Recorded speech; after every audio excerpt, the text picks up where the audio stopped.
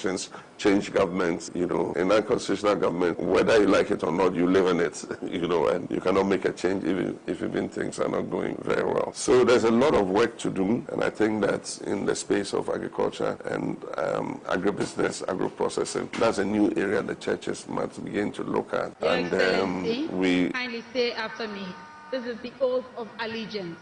I, your name, John Dramani Mahama, do in the name of the Almighty God swear do in the name of the Almighty God swear that I will bear true faith that I will bear true faith and allegiance to the Republic of Ghana as by law established, that I will uphold and that I will uphold the sovereignty and integrity of Ghana, and that I will preserve, protect and defend the Constitution of the Republic of Ghana. So help me God. So help me God.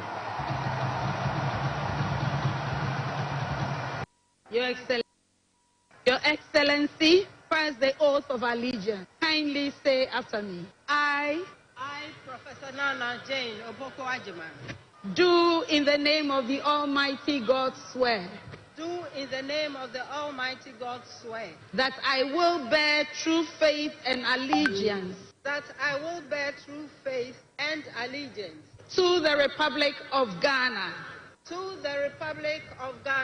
as by law established, that I will uphold the sovereignty and integrity of Ghana, and that I will preserve, protect and defend the Constitution of the Republic of Ghana. So help me God.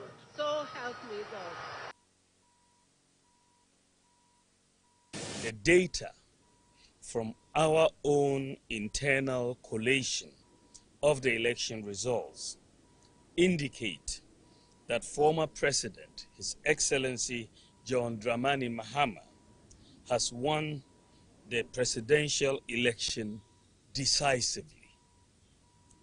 The NDC has also won the parliamentary election, even though we await final collation for a number of seats.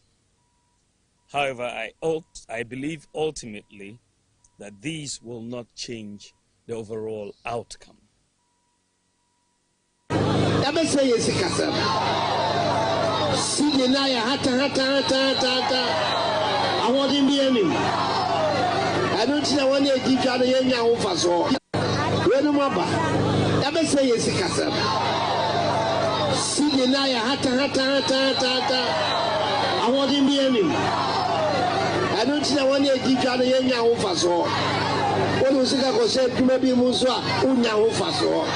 because Sikano Emunyedu. Nemonia Juma Kessia Babaye. The Baba Sets near the Celia Emu two, Nawani Dijano, when Yahufa saw, what if I said Mamufa, when Yahufa.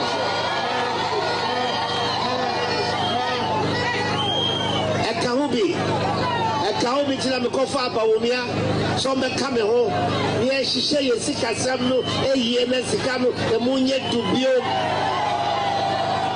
let me the adwuma ne ahoto so abagana. All of them, the day inside. They all have contributed to the mess in which we are. Because when Vice President Baumia was saying, our economic management team, we have Professor John Bafo, we have Alan Chiramate, we have Honorable Osafo Mafo, we have Ken Oforiata. What a solid team. What a solid team, Elia. So today, after what a solid team, now you want to clean your hands and behave as if you didn't know anything. It won't happen. All of us are waiting for 7th December. We know the problems with trainee nurses. And that is why when we're in government, we said we're going to substitute your allowance with the student's loan. That's what we said. And that is because we wanted to create more employment for you. What is important for you is not the allowance. It is to get a job when you finish school.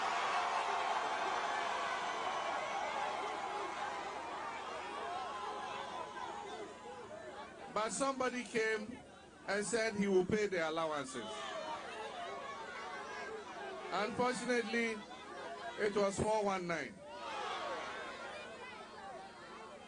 Time 96.9 Wumreni. It took a young, small trainee nurse like you to say that you promised us you pay our allowances. I entered nursing training 3 years ago. I'm in my final year. For the 3 years I've been in school, I have not received even allowance once. And you know what? They pretended like they didn't know. Oh, allowances, I'm not sure. I have to ask the Minister of Finance. I am saying that come and pay the nurses. You owe them almost 30 months of arrears. Some of them have left school without receiving their allowances. Time 96.9 Wumreni. Without receiving their allowances. Administration. It came out of his mouth because every day he's dreaming about Mahama. The Ashanti Regional Chairman, he said, so when you go and vote for John Dramani Mahama, they say, hey, and just when I was coming here to Obuasi, I saw another video. They are running mates Napo. He was saying who they should vote for. So he said, vote for John Mahama. Then they whispered to him. He didn't hear. He said, so when you vote for Mahama, then they said, no, Baumia.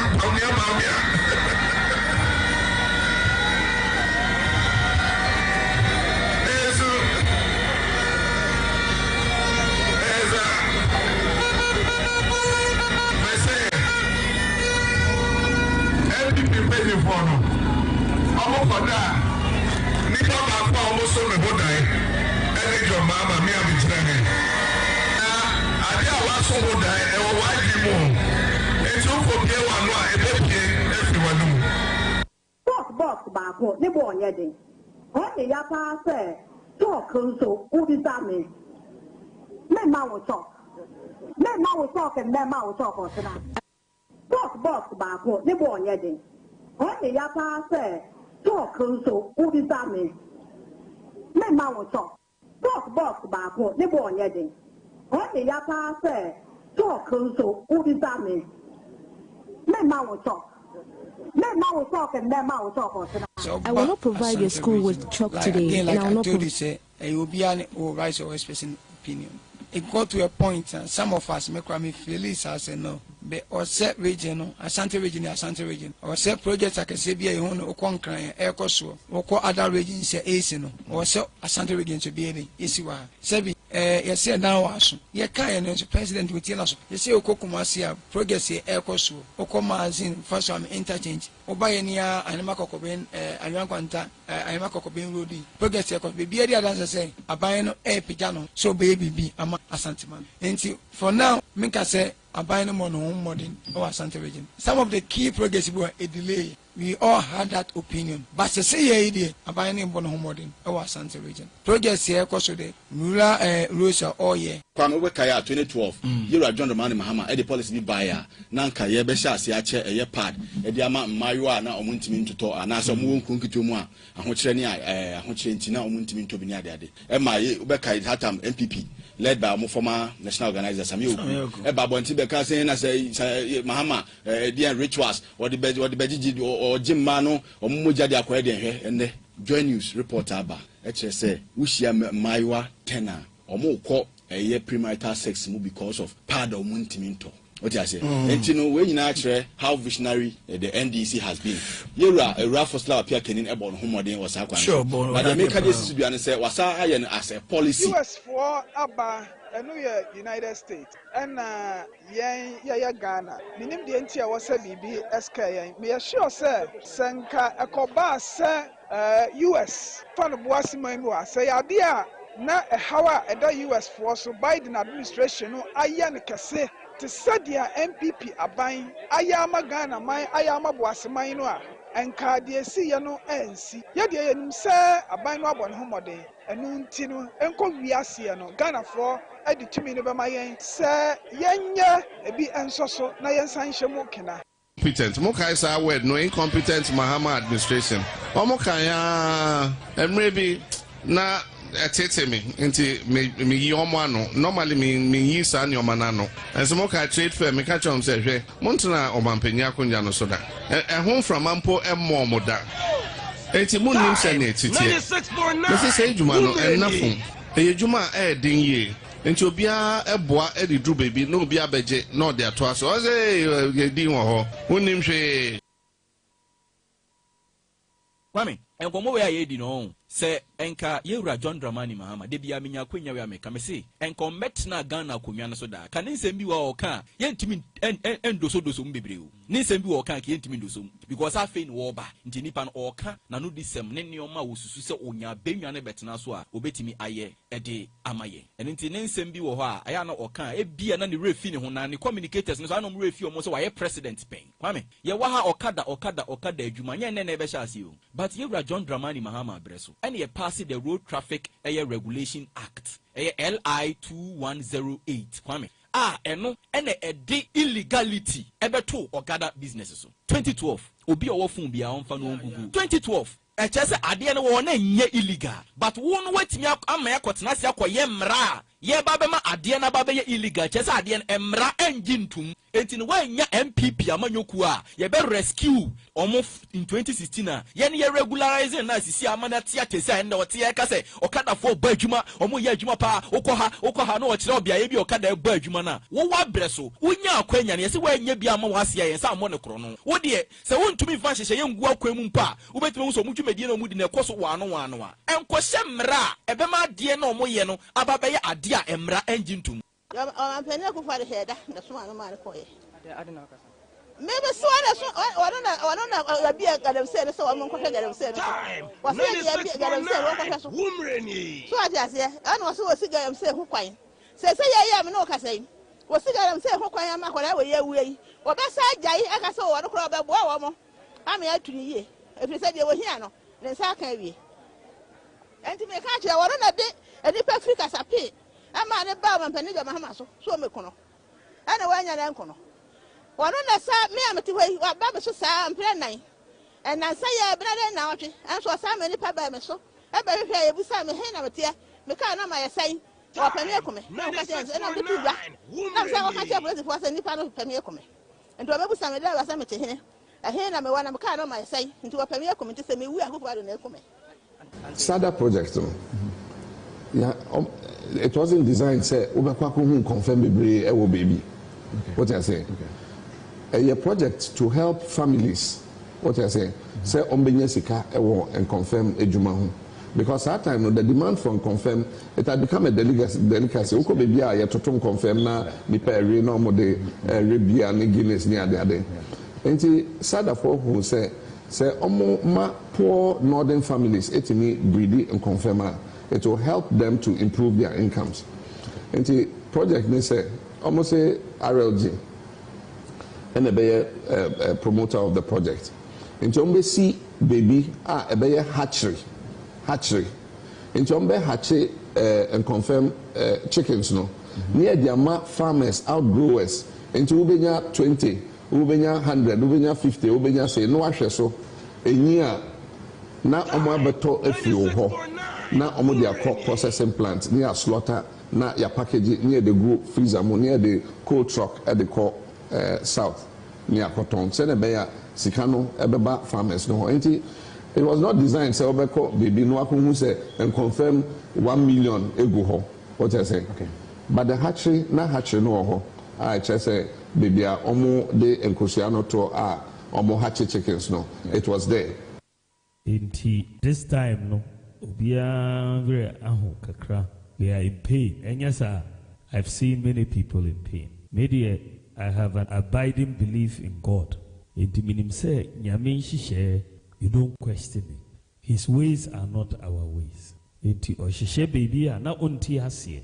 But dear, no ebia and in a papa mau. His ways are not his ways. Pain no. Don't start blaming people. Blame game no. About destroying. Let's come together.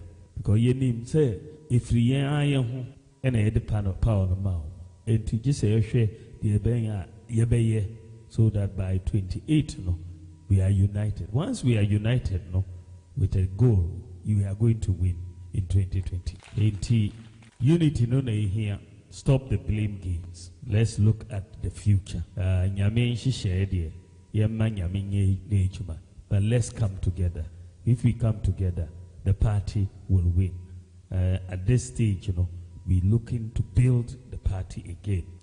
The Korabu in the Munja Noya Perepero. I can't be punching no so now papa now for Hunyans and yeah, we carefully selected the things that we thought were achievable in 120 days. And so we're going to work diligently to make sure that at the end of 120 days, we're able to put a check on each of them. And so I'll soon inaugurate a committee that is focused on achieving the 120-day plan. And under it, we have Operation Recover All the Loot. I'm happy you have expressed your support for it, because I do think that people must be held accountable. If you agree to accept the public trust, then you must account to the people who gave you that public trust. And so if we do this, it will make people think twice before they accept public office.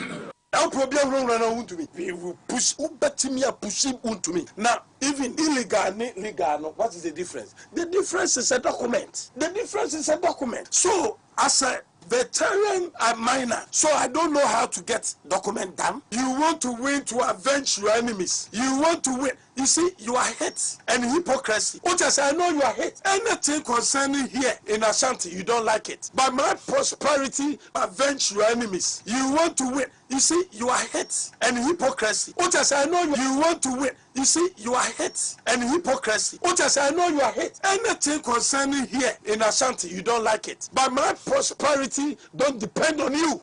But I want the Ghanaians to know that nobody should ever think that this is a country that can plunge into crisis. It's never happened. It's not true. It can't. There no be any war. Who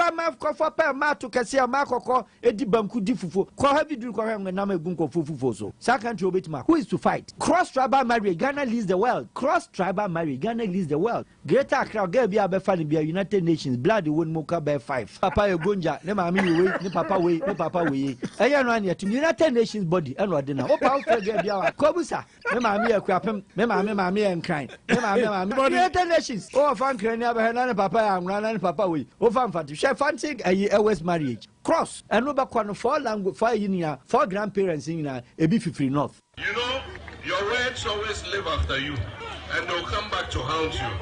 On 28th November 2016, Mr. Dabi Ochredakon posted a tweet, and he said, "Don't let the ruling party divert your attention." This was in 2016. Which was the ruling party? NDC. So he says, "Manante Ghana Hegina, Weka. This is the 13th region Amaba, Western North. Bebia Makobia, Quine Papa Bienio, Aquine in our say. Bebia Bekobia, Ahifunina, complaining about Aquine. Afibia, you see, year of roads, year of roads, year of roads. And so road no and road bien ni bebia akwanya na yempo aye jama omo enche wotwe pothole wo de ko see pothole and also the boy say wo de eyi akopati pothole sa akwanya na ye nyina aye jama omo ene kohwe akwanya nyina say afi so ya adwen say koko na de bia ya de kwa manone na yakoye hu adwuma ho ne ya chocolate ne de abrɛ no yes ya abrɛ ya pese factory na ya de ye koko no ya de ba bebia ye dua koko no enti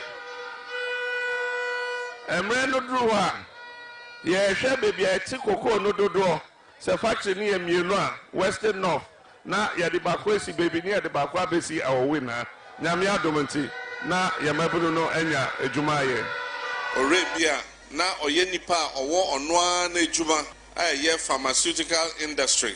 Ono ene the chairman of Kama Group of Industries. Nyame tonsa efre no. Na ansana sa arehosem ebesi no. Afie twa mu no. Abra MPP aban eye ne aye friend debt exchange. Papa no be kasaye. Na debt senior kokufu wachre na adwene. Na adwene na wachre. As much as an adwene ochre no. Are entitled to it. Die uhuno no sa no oka. I don't think se meet me atena ho aka se time na ono so ye member of parliament no. Na one more time no so na the West Parliament. I don't think so. As at when the BC ewo ho ne ehwe ho ye adwuma. Adwuma ye bekwa akoto no ono na ye behwa ye beye. Onti na ye wo speaker, je wo leaders wo ho wo nyina adwene ho. Na adwuma no pa ye na enye se ye kokotena ho ade ye pebia no hear you. Sometimes it goes beyond that. The adwene bia wo fa bia no, you think beyond wo political affiliation awo. Because ningina a Ghana first. It is a Ghana first dia. Yentimi ye bibia ye ne ayepe. You feel said ye a beboy ye party no me party na ko enimu mo ana ye party na gain more grounds. E wo Ghana for ho. The message mini announce o kan say he's entitled to it. Mintimi nkwache no, mintimi nkwobo no, mintimi nkwache. Ba ye de enim say de ye ma Ghana man afa no to no. Chona boni ko say your face anka in mistake. Sikene popuni o bi ni fireplace.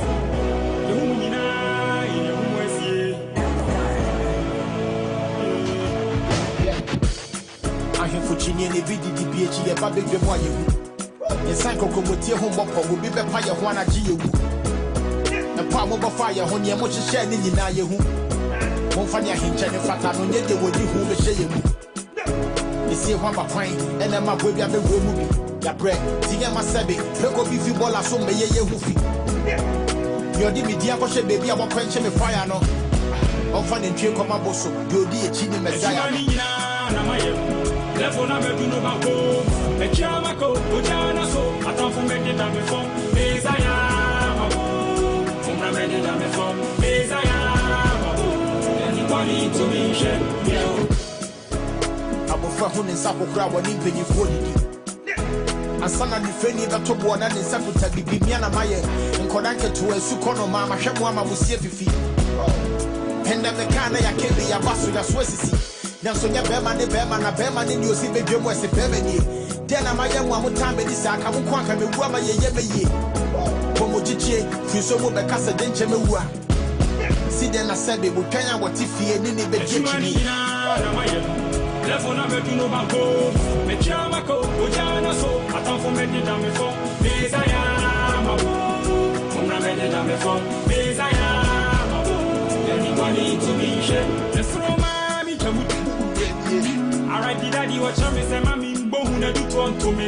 Open me say, Pusiaka. Pefene feso ba beni betro mi kan waso ne no phone yes e betia to tra. Agrona mi to yes e ma say na. Si say mi no bia ni la fini moji. Me fe me sia ye damage. Abone pesa waka uti na wa fe ne sia kire wo hweiye. Ni panye hweiye. Oni suye de di tia to ne so. Me bomo koko. Ejumani na na maye. Therefore no me do banko. Me chamako ojana so. Atan fo me da me fo. Messiah mabu. Una me da me fo. Messiah mabu. Anybody to me share. Ejumani na maye. Therefore no me do banko. Me chamako ojana so. Atan fo me da me fo. Messiah mabu. Una me da me fo. Messiah. That's right, we see it live on time 96.9 FM. So next Saturday, and it's all good time propaganda and yatanasia. Yeah, day Bromezali 9 and your best sorry show. Now don't forget Saturday, the 18th day of January 2025. We are grateful to our maker. It's been a wonderful week now. And then you prepare man. Some out to opinion and you be the home come. Now throughout the week, and you might do opinion and by account say. And then I count 11 days. His Excellency John Dramani Mahama Esue, editor Ghana for so no, and no ya to abadia mana. the president-elect, he said, or a president, Ankasa. Memwasha shared an appointment in the bar, or more muko and they no state-owned companies, a hodor, or more core ministries, a hodor, more core district assembly. Don't forget the district assembly and nominate or your presentation, then the president will nominate you to the assembly. So, you better train Niashe and not vetting course or some areas nibi and Obuasi West, Obuasi East, Adansia crew from Odoto Bree and Alfie and Adansia so called for catchment areas in Yabeshe. Now, among for say, said John Dramani Mama, man, names among 4 positions. Now you check more for more power Adansia so called almost 11 candidates submitted for the DCE position. No? So he was wondering, so all these things are part of NDC, right? Anyway, you better home come any other positions are hold but NIE, Yayako Kuko NIE, Sami Jenfi ko PMMC, and of course, our former lecturer, Professor Amakluche, Eko EPA, and Professor Amakluche and the contested fellas Kwacho Fusun. So Professor Amakluche, one of the senior lecturers in Ghana. In fact, is it 2014 or 2016? Asia or Ethiopia, and in fact, talking about lands and of course environment there. Professor Amakluche, the best, and one of the lectures are much faces for Ghana. You cannot take those credibility and the credentials now. So a good appointment. Talking about Emma, now you pass affirmative bill. No, I'm about by law. So you need to create 30% out of the, appointment, for women. And do we see that? So in the pattern, be no do also in your mommy was our position. Do witness that. Now you talk about Shama MP about Honorable Miliata also was once upon a time my lecturer, and now he's a member of Parliament for Shama, going to the fisheries, ministry. So it's all good. Yabeshe ministry ni being so about 10 years. But don't forget, say free Monday court say, and then you man Kofi Amabua air call lands are Emmanuel Yonga. Honorable Emmanuel Kofi Amabua be call lands and natural resources. Don't be surprised. Yabehe said the Besiako and some so dear bebre ye bedi hon komo na afi yatimi ahwe now ne yen issues are eda pronso ye bedi hon komo ye about president's refusing to sign the LGBTQ bill ye pass here now the 8th parliament ne pass they could do presidency, so it was waiting for the president's assent and yen timi assent. Don't forget that there was a case of Supreme Court, so na president hold you on from the outcome of Supreme Court. Because he's saying, you better home come and you may now President Mohammed's appointment and their capabilities. Only Abubo Mudion bit my juma and your job for the boys be keke and your dear mom, your beshe.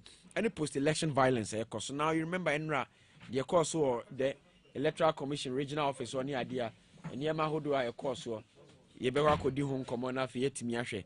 Said the announce we see at here or Marco district NDC office near the Ahudu name of Brino. Yabako her said the announce we see at here. And in some day a dozen, you be the home come on and you may if you have higher time 96.9 FM. So you're from Kojumenu, who with my friend Babyface.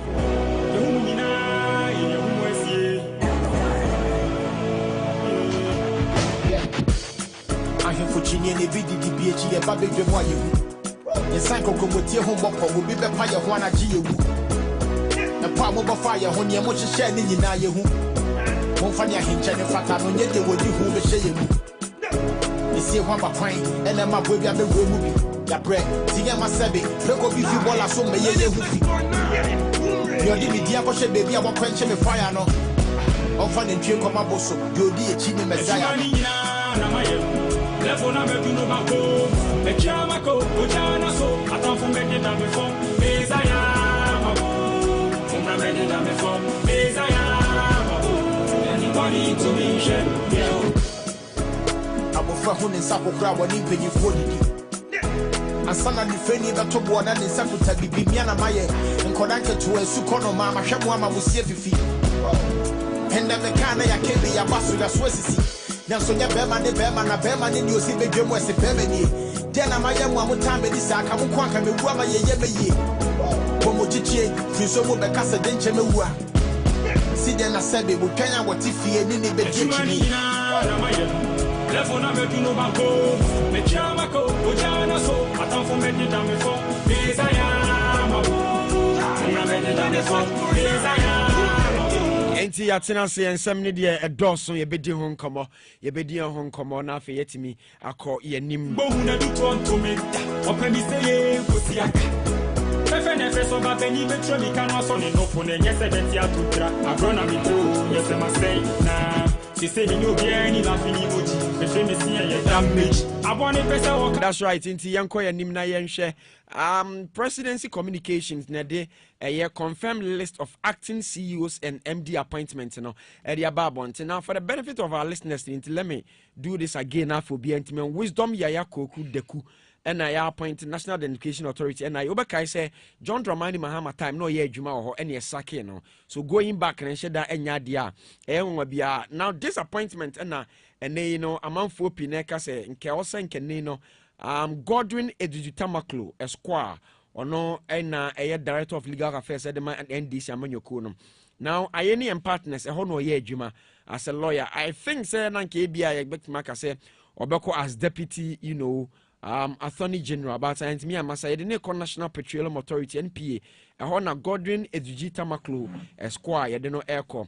Now the former member of Parliament for Bongo, Honorable Edward Bauer, or not any other call Ghana National Petroleum Commission GNPC. Only other call NRF. Professor Nana Ama Brown Kluchi. Yes, this is the woman I was talking about. Environmental Protection Agency EPA. And the Professor Nana Ama Brown Kluchi. Once upon a time, or contesting primaries, and Neno. Is it ABUSUAPAYIN Kwama Kese? Yes, ABUSUAPAYIN. Where he contested with Felix Kwachufo. So the two times in Yana Felix Edinetiko confirm. So anyway, and Victoria M. Fahad Castle is also a legal practitioner. The Petroleum Commission. And also and Afedi Awono. And also a bulk oil storage and transportation company Bost. A hot near the Afedi Awono Edineko. A Samuel Jemfi Esquire and so called Precious Minerals Marketing Company PMMC. A hot near the Sami Jemfi they called Justina Nelson. Mr. Joseph Nelson, Western Region Minister Abuni de Nebanono. Justina Nelson, Yadineko Minerals Income Investment Fund. A hot near the Justi at the Airco. Justy a banker, so he knows what it takes to manage the incomes. Into anyway, and your problems are now one problem. Abba, the Northern Regional Secretary, Muhammad Abdul Salam. You didn't call National Lotteries Authority. Obaka said, "I don't fi SDA and another bone didn't fan call no so or your elder SDA. Or could do one or cross because SDA new chalochu into your chair or see there be possessed money dear on pay." Any de ma samye oku na kremonia de no kohwe loto so en na ye nsem pi papa na kasa na ma be kan ni nsem no kan ni bi a kyerɛw no a kyerɛ sɛ yes adwuma ye de mawa enya osoma ofiri mu adwuma ba entie de nkɔfo bɛka na kɔmo de wa obi amwa enti Muhammad Abdul Salam o say yes o practice Muslim ba obeye loto adwuma no upo obeye loto adwuma no enti ye de ne National Lottery Authority. Now was it Tuesday or so na. And then Samuel Awuku resigning from National Lottery. Not a time of but honorably while resigning, which is very good. Anyway, and I feel no, you knew be to say, Kwakosi Edun Ketia. Kwakosi Edun Ketia ko Central Investing. Na Kwakosi Edun Ketia ko Central Investing. No? In fact, apart from sending Papania Edun Ketia, no, Unimadie, na Junene de a year Jumapa. Kwakosi Edun Ketia ni abode na Deputy CEO at my Minerals Income Investment Fund. So Kwakosi Edun Ketia Doctor. Ekwa Koboa Justina Nelson. Now, Fino. Omoko, okay. Yes. Aya Muhammad Abdul Salam. Or no, a Northern Regional Secretary Edema NDC. John Dramani Mahama, CM National Lotteries in Shannon, and a Papania de Mano. A man for so be a cremoni, dear Sebi. Nkalutu a fan who bay. Or also say, to serve, I would not avail myself. No. There is nowhere in government I ruled out as an opportunity if I'm given to serve, I would not avail myself. Nowhere. As far as the laws and rules of Ghana allows for that system to exist as part of our government, I expected that I could be given any role to play in government. And so far as it is not illegal, I had that expectation. It came as a very, very exciting news to me. Very, very exciting news, personally. I am a practicing Muslim. I'm not just a Muslim. I'm a practicing Muslim. But I'm not a fanatic, neither am I an extremist. In fact, before you interviewed me, you should have been see me on video. I'm in my white Labia, Maghreb. My predecessor is a Christian. I don't know which part of Christianity allows for a Christian to assume that office. Okay, so Muhammad Abdul Salam, and in Kano. Now this is what he said. Say yes. Thank you. Video call cranky be who say Oshene white jalabia or Oko Juma.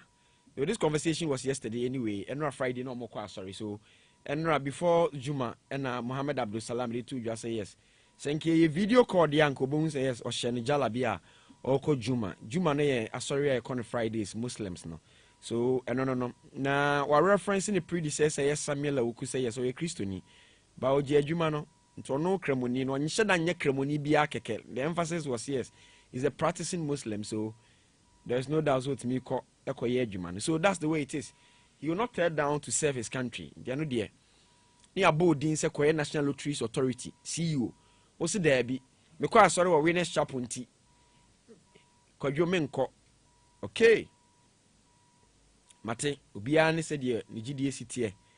Nti I will not doubt those things near there. So anyway, that's the way it is. Now let's move on. Now, John Dramani Mahama Eko Bokoko Shra Bokofo. You remember so the previous administration the curfew to Boko. So curfew there Osha yedete sebi ukuru ana omaya asumdwe ana menteme ho ase wo ho. Ya renew curfew no. And also ahodo baswa. Now this transition conversation say koso and we need to talk about it because yes electricity for and scandal na de ndem paucho. Price Waterhouse Coopers here auditing firm or Ghana ha. Price Waterhouse Coopers na Ghana for the asebi. Omo Ghana as ejuma omo ye na no. Ebi wo US, ebi wo UK, ebi wo Germany. So a big auditing firm omo eye ejuma o Ghana. Na omo ye auditing, omo ye hwehwemu de fafa electricity company no ho. Na no beto just electricity company no omo bank accounting ko adi watch me 82 bank accounts. Now what is meant is a Ghana bebia ni CG ewo ho. But banks ni bi wo anya bebia na omo. So to help ECG get the sika or the national level nti no omo bie bank account no do na no. Said be omo gigi say sika ni nyina na omo de agu sa account nim. But after that 82 account omo one account 82 account ni nyina na ebeba begu emu. You just can from 82 accounts, your one account as can in Abegum. Yes, indeed, shortfalls near the body, but that doesn't mean say, Sikani be na then a ira na emfa baby. And we and some who do a body bar. You do command the former MD Dima ECG Dubik Mahama about church and same way the Atuja. So privatizing electricity is going to be a chaotic situation. Now, this government is also insisting, say yes, they are going to privatize the electricity company to help bring more hands. Now, Nyami Aduma on Monday, the next batch of ministers in the vetting no ebi frase and no appointment committee of parliament and the Diababetu just 20th of January Juada. Now, on the foreign front, and so young fan to just say America buying say or ban TikTok or ban TikTok America. Say TikTok ye China need ya. Na TikTok drew baby we ase baby TikTok ho. America for say the TikTok ye na also ye ban omo. Na ekonyame adoma china Joe Biden enye mampanyin wo US biem. And that's the very sad of it, power to me the mawa sometimes na de ne be drew this time na yare ho china and Joe Biden e de asum ni nyina de ba na wiye as the president of United States of America. Now on Monday and yes we the controversial Donald Trump as the president-elect of United States of America. Now, Donald Trump will say, Oba, Cuba, I did not to terrorist list, no be here free ho. Okay. Interesting times ahead. MMDC's nominations, what do you call it? Presentations, na man for present your mudin at the converting course and ra. Na man for see you, mekan was it and run not Thursday, I'm can Eugene, and run a mekan say, Obuasi West today, I'm expecting first to love. Adansia crew from if indeed Gariba is serious, is going to Gariba. Obuasi East Thursday, okay, Thursday I said that, okay. So Obuasi East is also going to Biggie as the secretary because they really work hard and hard work really pays. So if I'm to vote or to decide that these people are my favorite people, to get a nod because it started from omo primaries na yehudi omo komu and then ko fo bi di omo fam. a dream may be crying, cry a threat because of Sebi. Your decision I take here. But anyway, John Dramani Mahama is the final person to decide whom and who he wished to represent the people of Obuasi East and West. That's Jack from and our nearby towns. Nat Bongo Wahasing, Sanso and communications officer deputy. The Franco Ajumo Obaji pa Obaji Eden.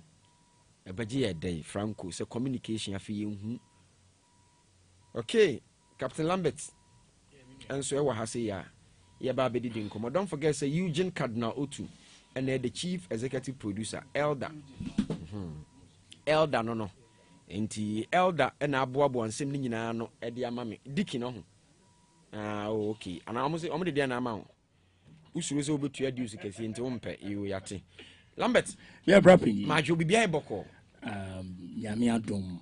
You didn't kind of the raffy no. This is the first time maybe a year media no so. Oh, okay. Me fast akunya we na menchia a Ghana mine. Na mensa enda a dance mine for ase. Any munyam shake sia. 96.9. Me men sem fata. Me kasa ya omunsu tie na supim. Titiru oko a year a dance akrufo mu a. Omashime ni bunyam kesiye pa wo hono munyankopon enhyira wo mu na asembia nso so a eye honorable Joseph Azuma ekaye no nyame adom obedi so aye because Ghana ne nchechiriye sato subiem eye Obuasi East me say yema Dr. Embrifi no mehwa yarefo ne home mframabone na ache nyame adom Obuasi East for eti na asupem na omoma engineer embra nyame adom engineer so enya bedui me da homase we no so a year Obuasi West. No, Obuasi is this. Obuasi is this for the NDC. Oh, say what court? And so a court now can be do there. So it means that you are taking it out. The elected member of parliament for Obuasi is Dr. Patrick Boachi. Senior. Ni minim. Ni omu declare ni declare we see case no. And why you declare no? Honorable Samuel Abuaje. And who come on a media? Honorable Samuel Abuaji was declared as CKC. And American at the constituency level. Oh, okay. I know some American. So it's illegal for doctor to be sworn in as member of parliament. And no, a court. I know some in Komu Bibri, a woman say me da Obuasi is the Fuasi say, Yankopado, Momodi engineer, but so be Yaquine. Now, CSU group. Near Sato Subium. A year, Yanka say, Mammy, or Koji or mine or Batampa, honorable First Lava Pia Kenny. Obuasefo echere dodemano sisi ame no okasei Obuasefo se honorable moni adwuma wabo enti Nyankopon adom Obuasefo kasa mo kasa nso so amaka no nyame adom apeke na honorable First Lava Pia Kenny onfa mano entwitwi form onfa manim so entwitwi form se ne mo so wontena ha ya no onyi adwuma pa emfa mboa ne enkyekere Obuasi na ye nyina ye hwehwe no Yankopon adom honorable First Lava Pia Kenny minim say in the 14 days a day enemy ya no baby 14 days a day enemy ya ye maame no ene Obuasefo ebe him frank afita ni akekere Obuasi na ye nyina ye pe no na bibia nso so da akwemu se ni obi kan na asem ya na na obi atwem o si echire edin bibia ayeboko baby ubeje di say eye ohwe eye medinkan adabo asefo ase ni bibia no wonim ade soronko a ema eye eba wo ma menchi amre se me chia na wa kodrie nat bibia eboko de afisha pa oh afin komesa ye hu Babyface bibia kama oh nyame adom wonim ishi ache ishi ache nche tifo isi because I had me fie that them yes and my for na dem abepia and the end of Obuasefo as say near Lambert so the Obuasefo as tutu Obuasi East so me Obuasi East na mo Obuasi East MP ayewo eye the honorable Dr. Patrick Boachi Yadom yeni MP bi enti wo de some say ombe nu omho no masere ya omonkoso nu omho no monsere because on say EC wa gazette MPC no and wa gazette presidential results na so enti gazetted one and only the Juma. In any case, what shows say Samuel Abuaji the winning?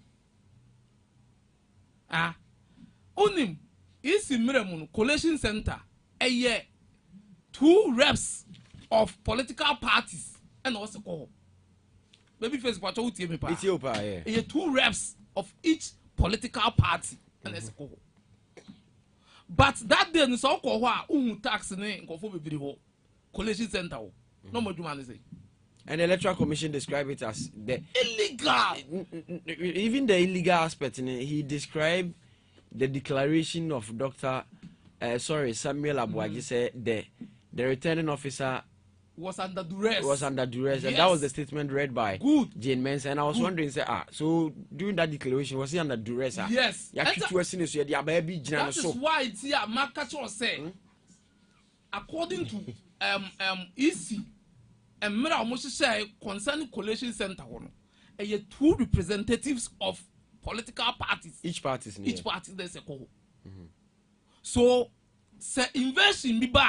Invest. Oh, there be now quite there. Taxing. Quite there.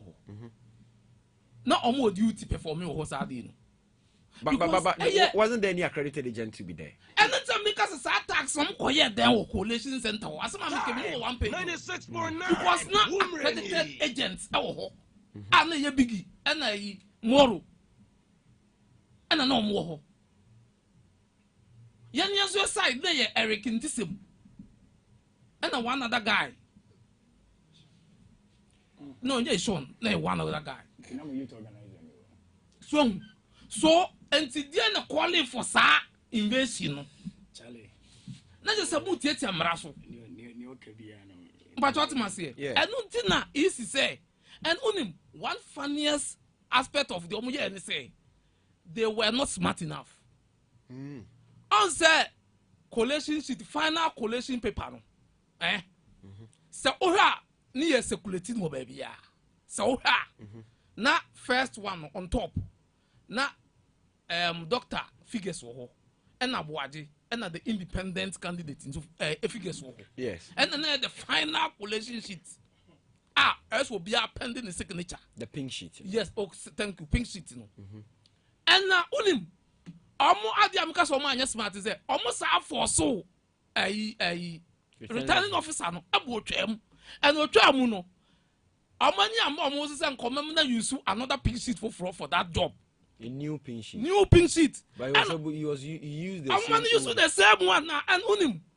The ironic aspect of Adiani say almost interchange figures no. There was wrong. Doctor Diano and the Bema Abuaji was here. And almost the Abuaji Diano a doctor. And they depended on that figures no. The same pink sheet in a and almost declare. Okay. And no Kwabe the first question is that then you try figures with a through the I have interchange figures no at the Amobua. But what is the mention? That is the question of Yabusa. Obusan is for no moon to Miniano. Sir, and then you try a figure him. I figure you try Muno. Yes, I bet Tron was here. I interchange numbers. Okay. Yeah, the doctor, the Akoma, where the cover. At the ECD, only the ACA. I cried woman ACA meaning now. Also, 7 constituencies. Yeah. Obuasi East Diano. This year, yet collation. Just or interchange at the end, or the original winner, the MOBR. No, the council one, no. Yes. Or reversing back to the normal one. Thank you. Or reversing to the normal one. Okay. And the indigenous to declare, doctor. And you declare, no. Only almost a court. A day before declaration, no, final declaration from EC headquarters, no. And I'm watching on the court now. Say, I withdraw that. I withdraw. Oh, it's young Pono, young MPP for no. But are you aware? Samuel Abuaji withdraw the case to court, but not the original issues that we are talking about. Okay, media. Until we do court to say also babono. Not the court and chesa bona babono we judge ready. But the problem. Me na make it point to be. Me your interest the party say asem we come the court. Say a court a better than petition. Elections petition. A petition no ubebo nkro no be abonu nkro no be the evidence aba. It's probably We can finalize it after coalition. Thank you very much. I'll come back to you. Martin, Lambert, my member on the now. We've had our share to talk about this things. Moving on. As I'm now walking, the person me tea in foot will be free home. Yentimint in a hand moment between foot room way 80th way. One, what he control say, or more interchange figures. Ana near a year abuaji. Oh, Okasaman Casaman Casa. Not what you call not around. No, Mamun can't trot to say, your friend is a Lambert. So, Okasana or Bema, it's my duty to stop in money. How I patch on my mint you. First intro or say, Anna Omujina a month for no so. When Omujina so videos about when Tiamu be even electoral commission, you know. O can say, intisim na newo, and a wine. Omo wo honomo wan kasa o youth organizer we dwane akotina you can no nim se mo belusu o kasa we dwane se we dwane please dwane okoso to na youth organizer yese buabuam bakuna no mo meto baby mame nkom asem so o de baby me chesa okosua ade Lambert no you travel even before election no owo collation center honomo a baby electoral commission for penifo nyina won police for near South Tosubi, you know, all can say almost some figures and figures in the end almost a son. No more the Mabuageno. A buy and I'm one MPP 40 crow we more say a 19 and a moment a rini. But a quadroon crying. Figures necessary, I'm after the bay difference 9. And to Otanan when I'll catch them and say, oh man, take here. Oh man, your recollection. That's who can't throw a hanimal. It's in the first place in the Fatun chase and your walk and a crate. Near South Tosubi on record will be him say a gazette, both presidential and parliamentary. Enunti ana honorable Samuel Abuaji a Obuasi East for to abadie yina memi wagidie mapase within just a short possible month that enemy ai obeba be dikro no so or the petition eko on say electoral commission mremu kire say a gazette we no resource no both parliamentary ni we na obeko court it should be election petition enti nyame adom enti ya de kosen ya osi ye nkobo nkru no ye duru hono mo a ye bebo nkru ana on the face of the pin sheet ni bibia no so ye behunu bibia no kra ne dey Medas Lambert, let me start from you Ayekoya na yenko yenim now. What is preventing His Excellency John Dramani Mahama or refusing to sign the LGBTQ? And he made mention about it. Now a whole lot of controversies surrounding this LGBTQ near the end. 8 parliament are you and they forwarded this to the presidency to sign the intimate sign. But John Dramani recently meeting with the clergy and the Catholic bishop. Yes, that's what we define them. Say we don't need LGBTQ bill or law before our morals can be accepted, because you already teach. If you have been teaching our morals right, certainly we don't need this. And the second one, I was wondering how John Dramani Mahama make that statement is about the private member bill. It shouldn't be private member, but in opposition, he made mention about it. Say even if he was in power, he would sign this thing. How and why? Baby, and you read the Mefasa Kunya with Sonamachia a year a dance mine. Titru Mechia a year dance mine. I am for Funina, Messachia a year MP. Saumo war a year a dance memo a year. Honorable Joseph Azuma Akrufum baby will be a mechiano. Any the incoming and court ebeji akunyane diama a year Obuasi East a year Honorable Samuel Abuaji baby biaro will be a mechiano. Any the incoming MC Honorable First Love appear Kenny for Obuasi West baby biaro will be a okoji o mai mechiano. Na mechia ye party from penyimfo nyina mechia ye our competent Syria college ene party mbani obibiara wo adanse memu hanomo mechia obia na asema wo kan ye no etisa John Dramani Mahama from day one and ye nyina ye name the position when it comes to LGBTQ+. We're making a statement clear, say or no de on jintum and at the same time also no we share from time and a war position and a benina de bia baby obejine bia no bie na no eka odi hu nkoma be pim even time a year honorable Sam George mo this our private bill no at the koye even as at 1st February 2024 na a year Dr. Mamudu Bawumia ene MPP aban even the position of a year Dr. Mamudu Bawumia na a chirino or a year the former vice president a chirino be a flag bearer at the ma MPP Kubata no na the position kwa wentimi nkai but John Dramani Mahama consistently de bia baby obejine bia no ma ni statement ne clear and still now on same free home okoshia a year the Catholic bishop ifo no and what did two women say bill name no I expire because omni ni di ho nkomo and what say bill no I expire with the 8th parliament na onu mom no sa esusu bibi say a year enye bibia na wose ye no into bill enti say bibi sa no onu mom no esusu bibi say adan na nka ye nkola na ye kire omo ade no ye mfa nhye omo nwumemu se ne betimi aboa ma enkola na de a omu sua no from the beginning na ba na omu betimi sua se ne be ma etiefo be hunu se nkomo a me die no ebe boa ye nyina na enya ntiase bi no emre bi bai eye Dr. Mighty Opuku Prempe ano eye MPP running mate for a year election 2024 and some years back on na ye the former minister for education ekofa program bi by a year comprehensive sexuality education or the buy no na eba be kire nneoma bi a emma ye like any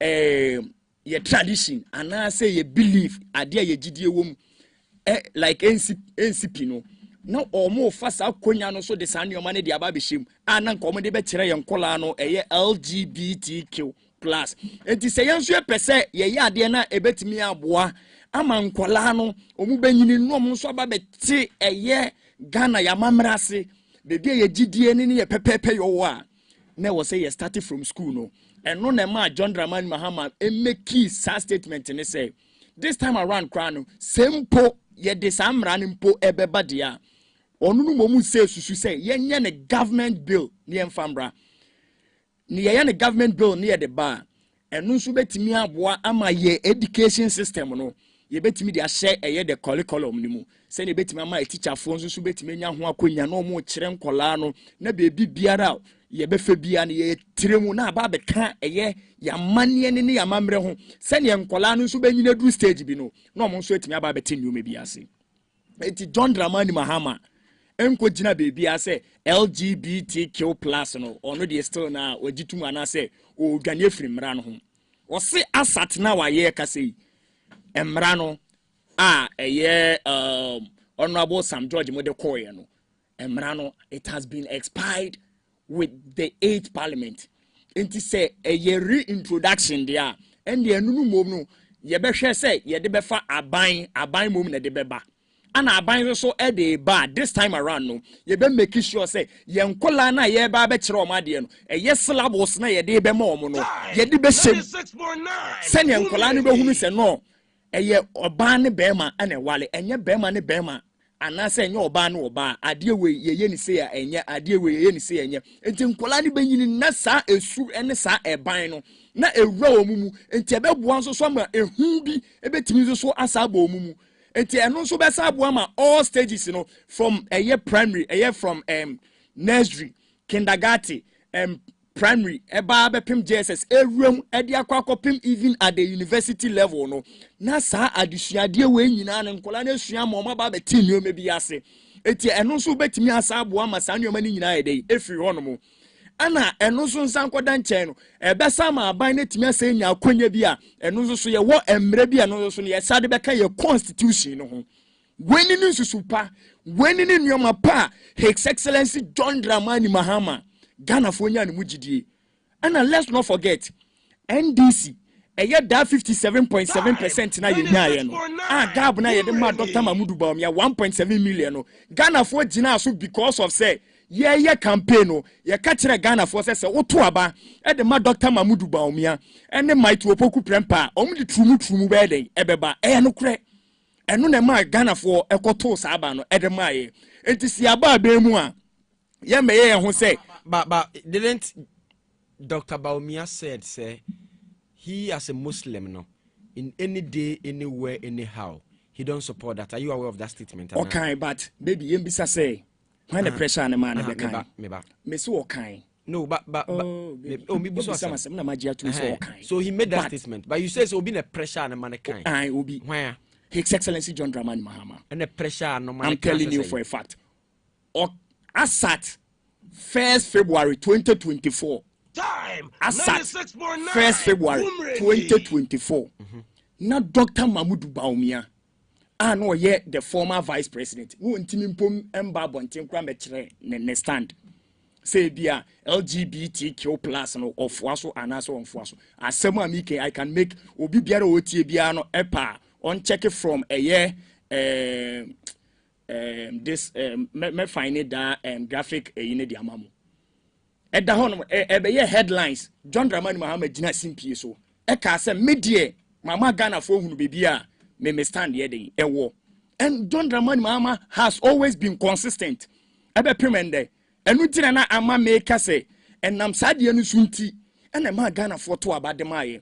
Even some George mo ne mia meti hanomu me nso me dey campaign e say because of a year comprehensive sexuality education sa trumu ya baby mu nyina mo sole ye nyina ye sole ye kasa mu a amba so no se pe obi obetimi aboa ama ye ma no omu nkosua no school mu dia ye mfa John Dramani Mahama mbla nyame adom ye de na ba oba ye nso so no osi o bishop fo ni bisa no an say ye no kure emra ne de time a court etena se a o kan on say court so kan on the verdict ne ba on the 18th of December se baby ubeka ya court verdict no 2024 satam ne ato aba na wie enti His Excellency Nana Danko Akufo-Addo wan fa ne nsa anse bill na se satam no wa kwanyo obetimi aye but the very moment that 8th parliament ni wi en sa amra ni nyina aye den eko enti onu no mom ni si osusu say mpacho to Obuasi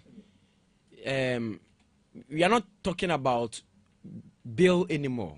Exactly. The bill have been passed and say parliament meba yenya education we na Captain Lambert say 8th parliament ni na adwuma proposing the bill and on my bill na we and you forward it to the presidency. The parliament is done with the bill.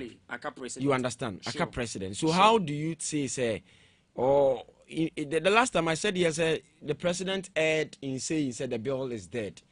It's dead with the 8th parliament. No, exactly. Because 8th parliament na ye bill na we and your bill that's so no aka say a bill amogusu ye day young adwuma ne yan wie dia it does with it. Now parliament standing orders na say ye propose bibi ni antimi anya hu adwuma wie na parliament ni gua it dies with everything. So because we cannot go and call those members no mama be say muna mo ye adwuma we ntimo nsa amra me we, so those things doesn't work. But once the bill is already forwarded to the presidency waiting for assent in there, you cannot categorically state say that the bill is dead on arrival because the parliament ne create side any will be this bill no that's in the parliament be now the office of the presidency, so the president needs to do something about it. So on that case that is how it is. And baby, me know ye adwin will baby, but me know when adwin e will baby. Oh, okay. I still stand by me. Me can say the bill still a year the 8th parliament egui. Sana woka. Yes, sana make but from the perspective of the MPs, we didn't yankopon ya domo asem de mo wakonya from Monday ko mo betimi afre eye. No, we've had those education. That's the reason why I'm saying say. Because bill no bill dey na parliament or parliament. Exactly. But once I'm moving from parliament, there's no more bill. But say as far as we say, yemfa yensa so nhyase na nyembe yemra. Okay. Now let me read this for you. Former President John Dramani, this that was Thursday, 31st January 2024, right? So this was the president, that time he was the former president. Now former President John Dramani Mahama has openly declared his stance on the lesbian, gay, bisexual, transgender and queer that inform LGBTQ. Now community are certain that as devoted Christian and a member of the Assemblies of God. Sure. He opposes any form of LGBTQ practice. So this is emphatic. Exactly. Any form of it, and he's against it. Exactly. And this is the case. Bill Nababe drew that. It's no more bill at Parliament. And that's what I don't understand, Lambert. I'm finding it difficult to understand on that stance. And I made sure say, pay baby a mimiji medication, you know, free, you know. And then Tiasi at the mom, you know. And you know, me making references say, may I have not been to the Parliament and almost standing all this and I said, you maybe on the age man, and you know, I will be previewed. But pay me understanding any part of catch any consultation I may make here, you know. That was the knowledge which was being given to me. And also I mean to make okay. And you know, okay, I say I still stand by near me, you know.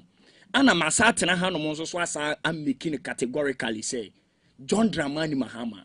As such, say I am Menokasi. Unjina Bibianka say still na LGBTQ plus no Ojitu. Or say or no dear Osusu say this time around no. And quiet say Ankunam for being a deba parliament.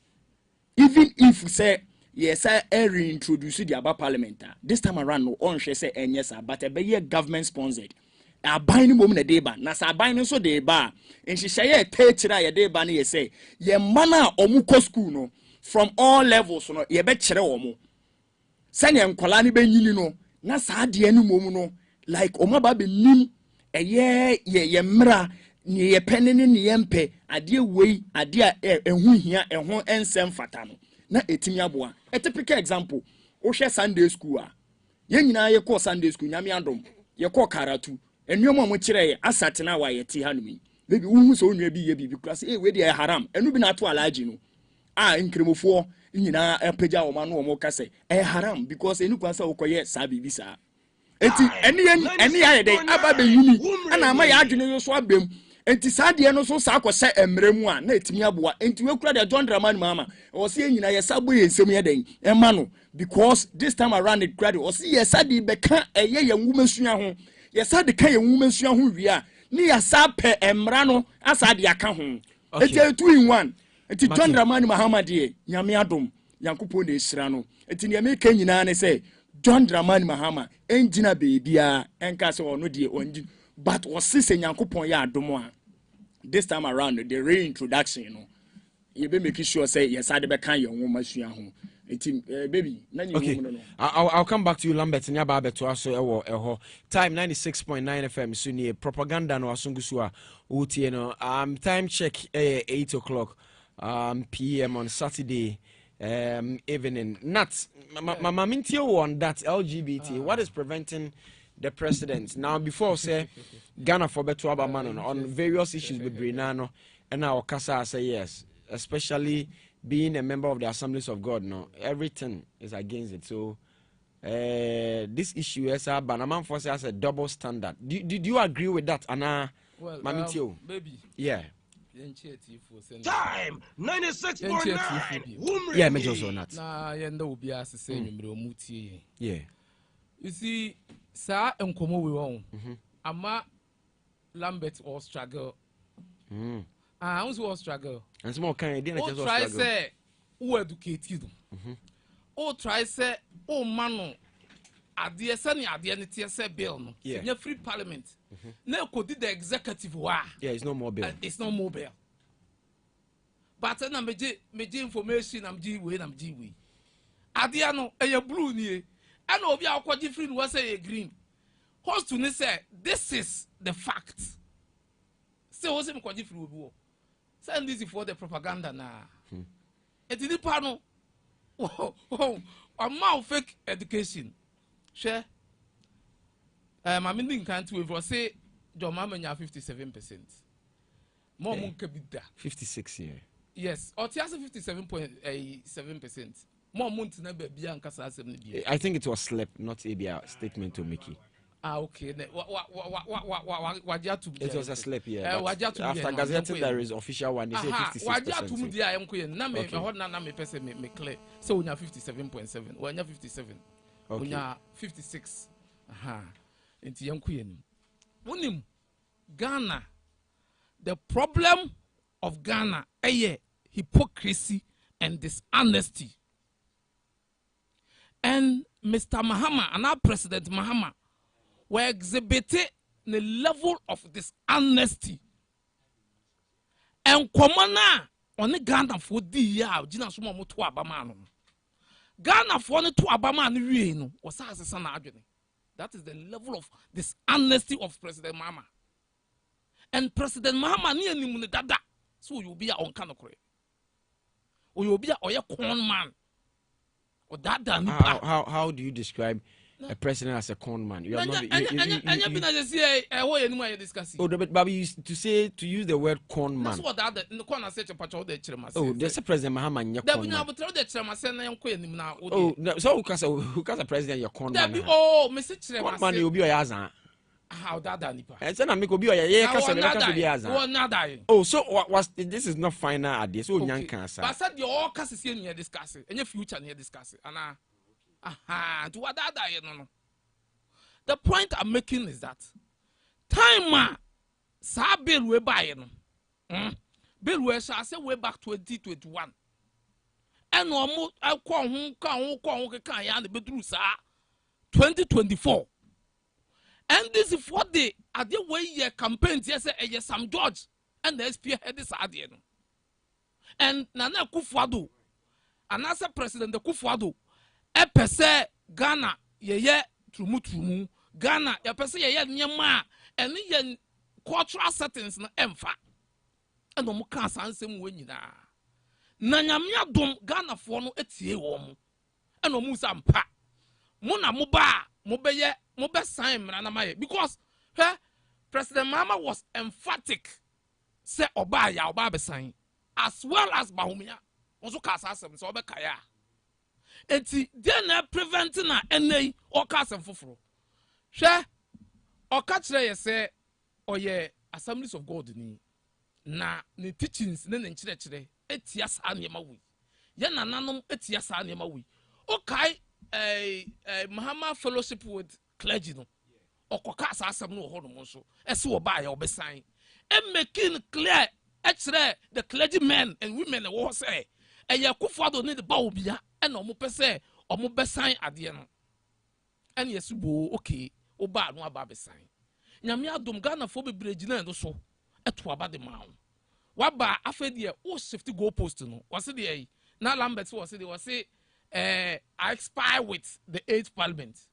Lambert, I expire you. So even I expire with the 8th Parliament. Na say ade bebo amanya.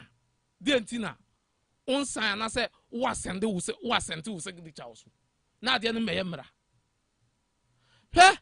No kra yanka wo man ni munti ene wo man no ye bre ma men kan bill no baby. Ade ntia na President Kufuado na all kasa yenya abotre.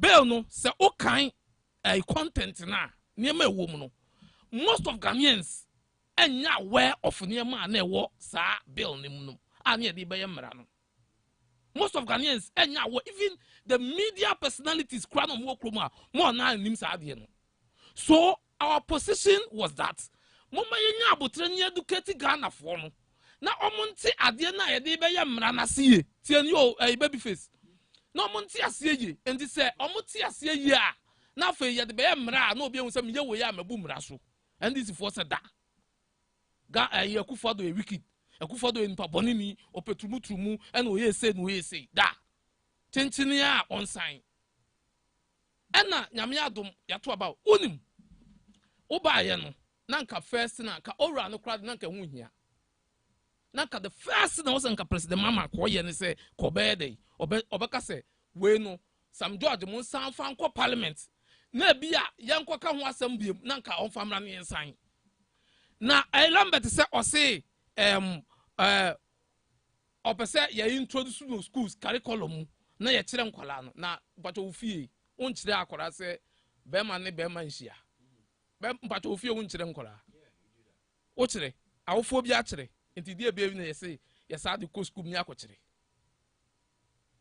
But say you're talking about maybe a religious and moral education now. And I'm saying you can enforce those things in to make it good, active well. Okay, what you say? Say, say marijuana na say we enye. mpacho see ye chere na de obeda chere se enye obeda chere wan se enye me pese se bia drug abuse abuse nenye ba se legalize me mpacho drug abuse ye chere school yeah se enye and ye ntwa mmana mu se bia o fa marijuana na o fa ebia heroin na ye ntwa mmana mu se because ye chere ntimi afa nyemra but what point am okay ni ye chere de ni kwasa ne nke kasa oh ya kan kwasa nke shemra se sa argument we no mbekọ se yemfa nko ye curriculum mu a na enma emra na hu hia de a then drug abuse ye cho school marijuana ne sa ne man se ye che but e wo mra se so ya e criminal ana eti ana sign now they still enter school ni enter ofie. You see the double standards and dishonesty of these people. You catch the Ghana for no money, and this is the results. First 14 days, on top 14 days, what shall say exhibit this honesty at the come? Because say or your honest person or your honest president or go by his words, sir. Anka way, I did what promise Ghana for. I did a map be bridging us to abatia MPP. Adi ama bebre to abama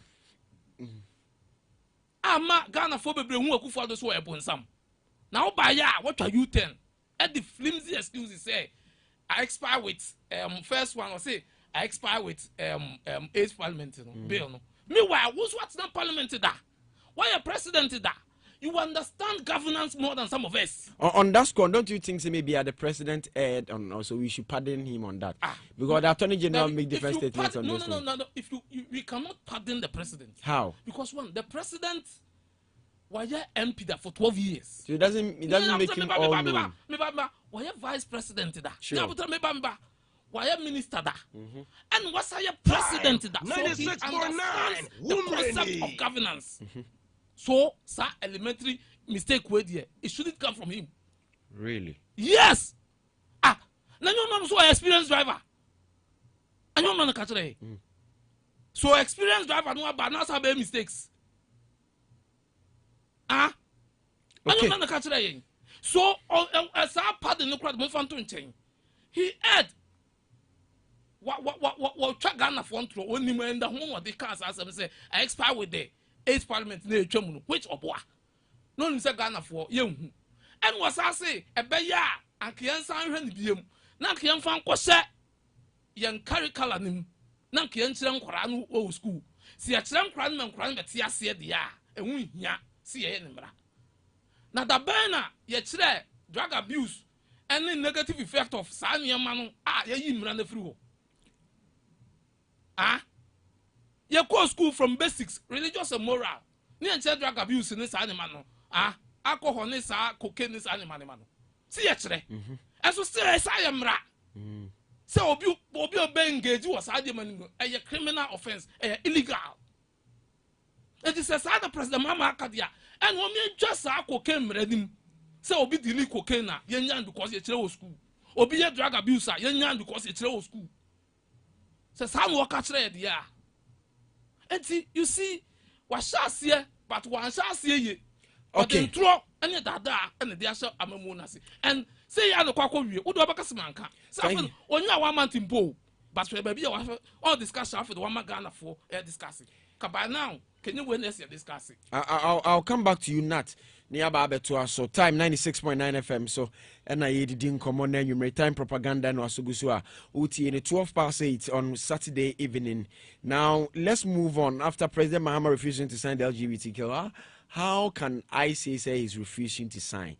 Based on the comment made, and that's what we describe it anyway.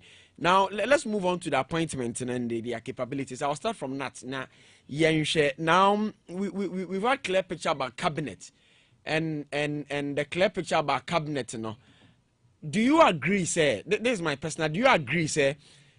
Tribal balance is very important. Yes, and I was discussing this with one of my lecturers, to avoid the union. I mean, for say they've not really seen a typical Ashanti in the cabinet, and they said Muntaka is part of Ashanti, but we describe that Muntaka is in the Ashanti region, but he's not Ashanti man.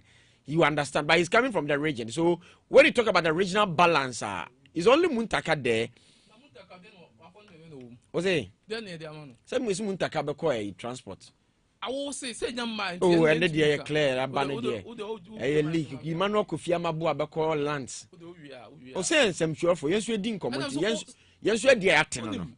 Said the honorable first Lama MC. Oh, Matua say, you have every right to speculate and central for one of your core, you know. You have a right to speculate. So you don't believe on Mima session now. That be because me say you have every right. Okay. Let me finish with this now. So the appointment and the capabilities of the Ababonte, talking about the Attorney General, the finance, the energy. Now, energy is a very crucial stage. And what check here? Should we praise John Dramani Mahama? Say yes. So all the ranking members have been, nominated to be the substantive minister, from Eric Opoku there, Greg to the, education ministry, and of course. And your friends say, Alan Hodom on the floor say, trade. Yeah, trade, local government. You see, I can be a boom. And you are creative for Pariado, a new one you are creating. Okay. Yeah, so it's all good. How do you see that? My mama 7 minutes. First of all, you're all good. Send your own. Time 96.9. And on Kwano on to me to hear branches. Say be or mobile support and on one with ideas. Na on my tumpon. Sana concept no etie. Na no krenya me so say Oka semi say tribal balance. And no and shada any constitution a conventional. What must say? Yeah, me too. But the constitution no and I said the regional balance. Regional balance, yes. But it have been necessary. Yes. Let them say a conventional. Okay. Then can say you are a conventional. Okay. Yeah. But the idea to me a regional balance. Say be a regency. At least it was a ministers a couple other regions. Yeah. But you see, regional balance no crowd na ye can. What the tribal balance in 20. Regional balance na ye can. So far, so very good. Yeah, appointment over 23. No Ashanti, with the exception of the regional minister. None of them in the free region. None. More than 23 appointments, ministerial appointments. Yeah. None of them, but Ashanti gave them 697,000 votes. Yes, the second highest apart from Greater Accra. But yeah, appointment upon appointment. None of them has come from Ashanti region, with the exception of regional minister. No? Regional minister there, they are free region. Yeah. So what must say? But what must say? Apart from ministerial appointments, so I say another appointment to the various government agencies. Yes. Ashanti, apart from Kofi Buachi or the national security war operations, why in the abon in the office region? Obo sabi dem fi obo asiedu keti abadin obo we why would free region we why would the bobako that said ya bon ya kan ho asem na ya nka future asem yeah discussing the diabo the that 96.9 Wumreni enti bebrebe ni nyina ministerial appointment ne agencies ne nyina none of them from the region, none of them. It is Yakase, these people, they are against the Ashantis. I didn't see how. Yenya doesn't mean say against. Okay, emphatically state say against and not. I would disagree with you because it's not against as you are describing it. So your friend say, "Okra Oma future ones now born." Nipo bakupe from the region out to me boy. That is Muntaka. Yeah. How can you tell me say cabinet? Yeah, she check ministers 60. Yeah. Cabinet wom say 19. Na Muntaka nkwana wom. The whole Ashanti region. The second city in Ghana. How can this be possible? Muntaka 96.9 Yeah, he's from the region, but yes! Not from the tribal. It is I will say Ghana nyina wo chicha dodo de. Ama nkofo akodwene Ghana ho a. the second city in the country. No rep. Now, for you are not against them. How can this be possible?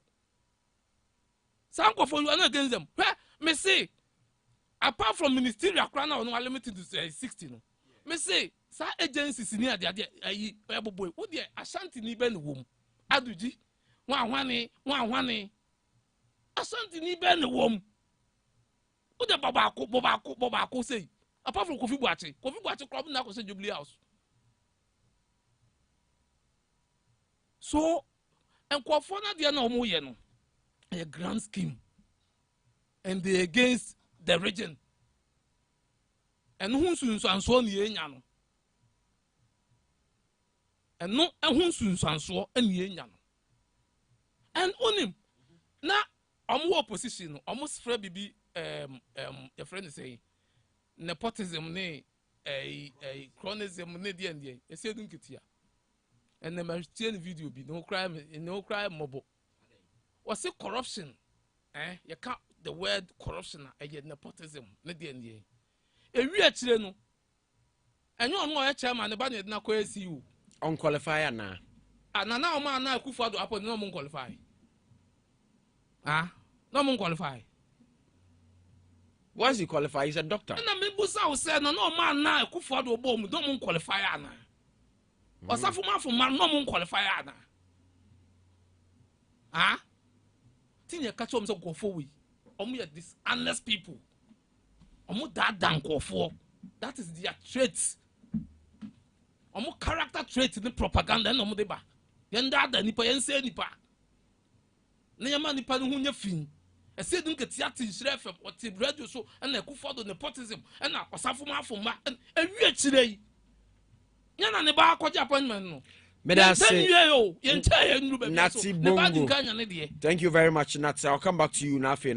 Yako nim time 96.9 FM. So Saturday time propaganda ni asugusua yeti edin komono makacha ose no nkono and ye be sorry so Captain Lambert mamintie we captain na appointment neighbor capabilities and those stuffs no it is a uhuni say can you be fair and honest not because of your party but assessing it and how do you see it? Say ade ba ko a NDC yetire fi yesu aye ne yese ye de tumi hye yensa omo ye bape ye mbeye da equalization time and ye fa blame game so enti on record no not or kasa we ya wonya abutre na on to ne numa bi because first one go tun futuro na we even cocaine asem ne we die na wakase ye kire ene ho nkro no ba no still na no say ye wo hu book no still na ye sa wo ho mra ye sa de chinipa etiano no oh okasa no man kasa not no you are referencing about what he said and he said it's the same thing na say me metiano mo okasa no make reference eti me person me you get time to come here and respond to this eti yeah ade a me meka enyina na ye say nyame adom time a white paper and green paper and start say enrolling no nyame adom NDC Ghana astarte ebo munsem ede mase John Dramani Mahama ayade yankopon enhira no eni de wa wosi bi ye sem bia so kan ye bia no nyame adom odi so John eka na asem bi o say 14 days we be 60 ministers say am no kasa 11 days o kan ye na no start say won enrolling sisi en wa hyebo se nyankopon ye adoma dadwo ade ya odi akwesi de ewia sisi ame no kase John Dramani Mahama 3 o'clock pepe no be pm wasantimantem ntime no kase wasantimantem we chinya mebo a oni otumfo se tutu na na pia oni ni di akwesi de owie na okopam wo ho no masa akoda na se ene enu nyam sha ode atanichi wo hwe eye amanfo ayeye no krese asanteman ye nyenya ye chefa but baby Asanteman is just an ordinary regional. Osole anu akubudi. Ye strategically because one tradition, any that customary like running a home chrono baby or honoma it take place and sana wakubo nipa ni. It is strategically no. Enye si free na ne yakubo obi din say we anasisi. Sisi ame no ka say aka almost 11.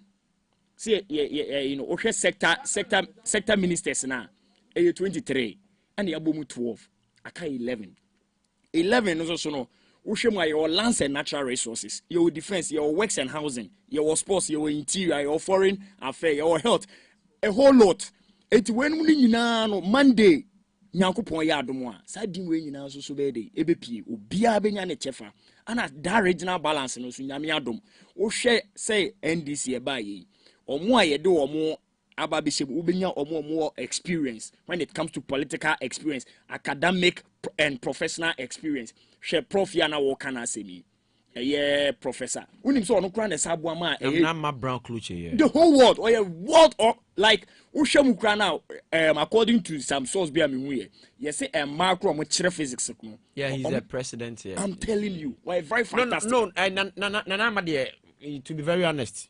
Ushe omo a ye bubo omu din like ye this position ni show me say ma meaning say sangofo omo ba be ye adwuma ama ya reset Ghana no omo ba ama ya build the Ghana that we all want enti no media nat ne metimi aka chewa ne say kawakoma tu asante man yakopon ya adomo daduada asante man su benya ne chefa daduada ye behunu asante man ne fapem eni bebi ono so ye dey ejina because asate na wa me no ka say o hwe baby bossa ye share Ghana forces ye ba ye be make sure say ye be ma inclusivity like say ye ma emma obia eka ho bie anytime bia na ye be bo edin 10 na ma me ense di akire o share MD ene CEO si a list ye by first 10 was saying emma me ensa shem o share sector ministers here by ye emma 4 edin ene wom o wie na sa ko region no so a eno so emma 3 enti wo kabo mu a wo hwe in percentage wise na utim se sa 30 ni mu an ya de ye wremu ko no enti asate na no anka wo hwe mu a emma no kuta almost 28% according to sa edin dodo na ya de ababonte no eti mesre okay it is too early for blame game ana waye se dabi afina gro na be start ade bia so John Dramani Mahama de egu akwan mu no nyame adom obeye ana position so on fam ma say because say the man sakiki dabi ye hwe wo experience awo hwe Haruna Idrisu sector ye de ahye de isi amafo say Haruna Idrisu mafia baby ho din kwa na ye de ne ko education and I was wondering say obi kasa because education Ghana budget in baby eskakese yakopa education. I'm telling you, education is a big ministry. You deal with education. The so beer inflows,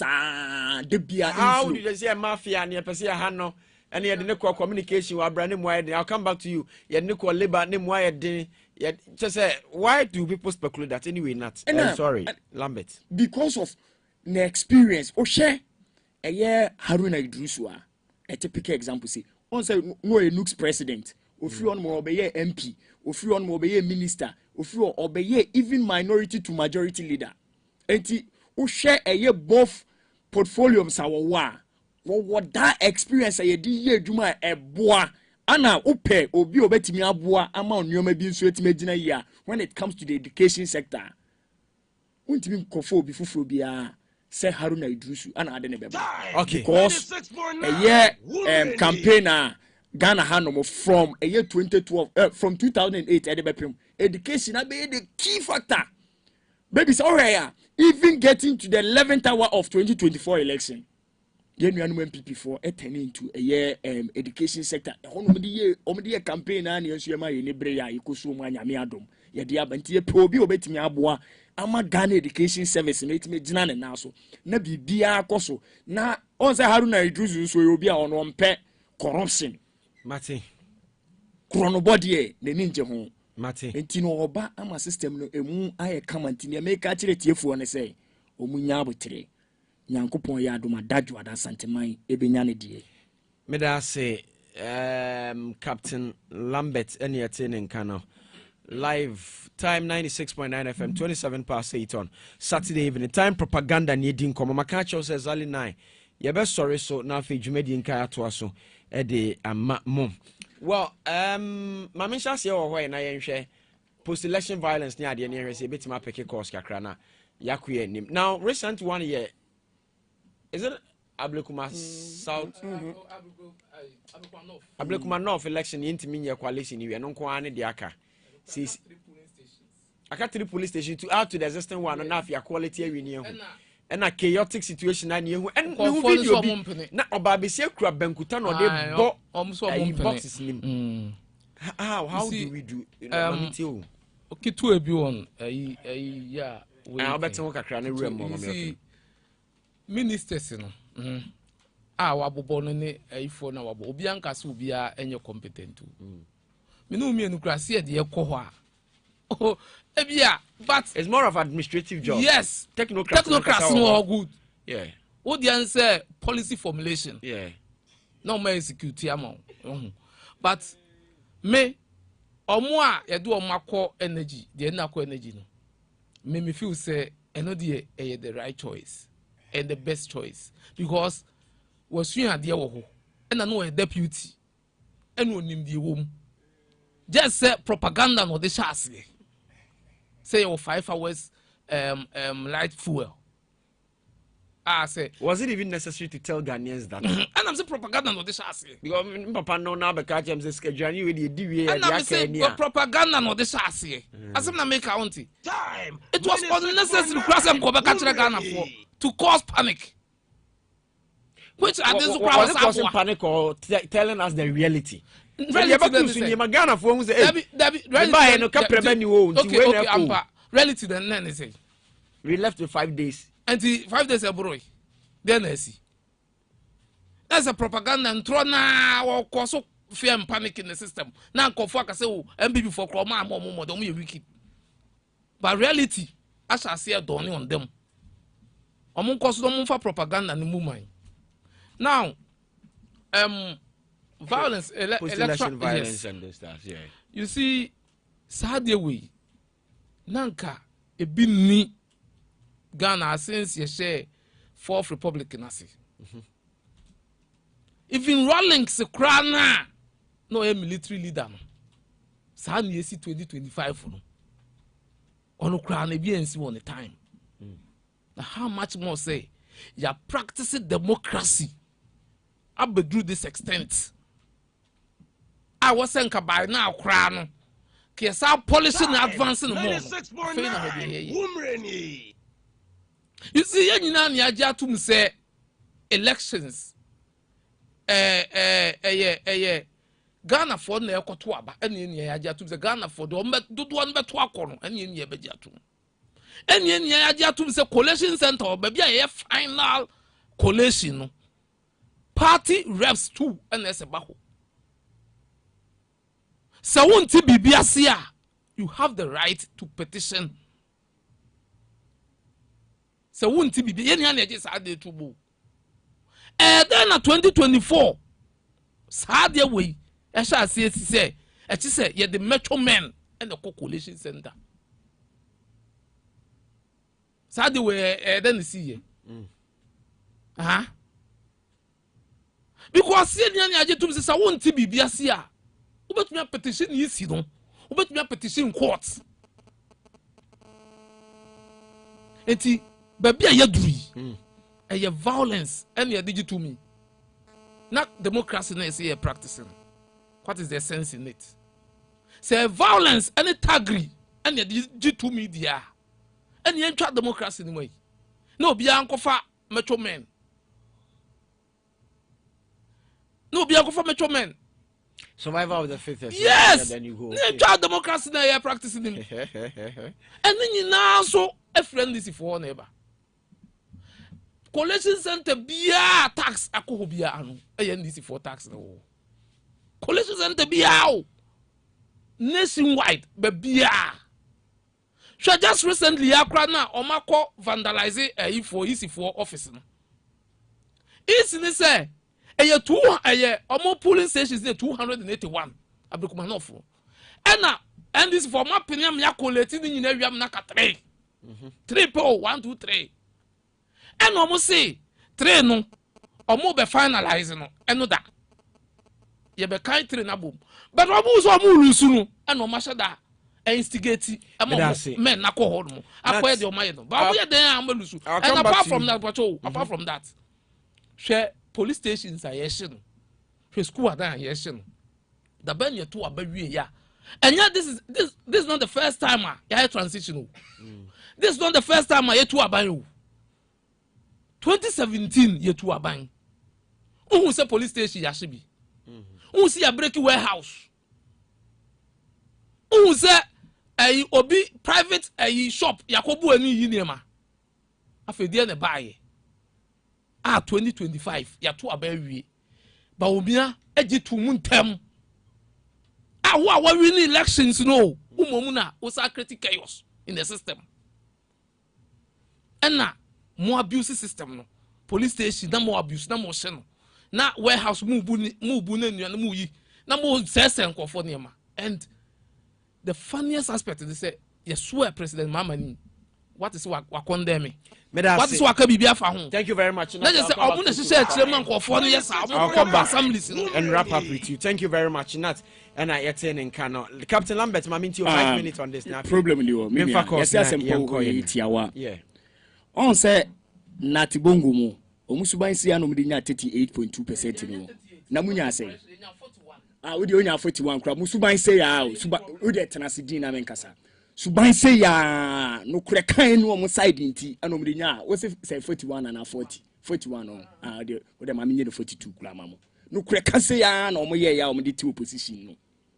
Instead of say mubeka the reality dia kire Ghana for no wutwantro oti ha no mubeka kire ye say asama jonjina po kan no wutwantro no abo okọ vetting committee am make kan wa hasa kan bi me nyina ye omu se bisa no e mo kire senti a okan o kasama am bi not maminti no kasa no his microphone is even off so don't worry enti you do Roberto but on the committee level, yes, on the appointment committee, on some basis, he admitted he was misled about that.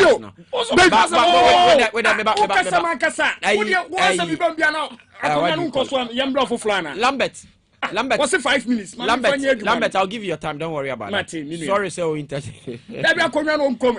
Eugene Brenner Esawa. Okwa tena minority for city so say why minority baby ehona na me ana dey me ba power unti haya na wasem ba say defense ni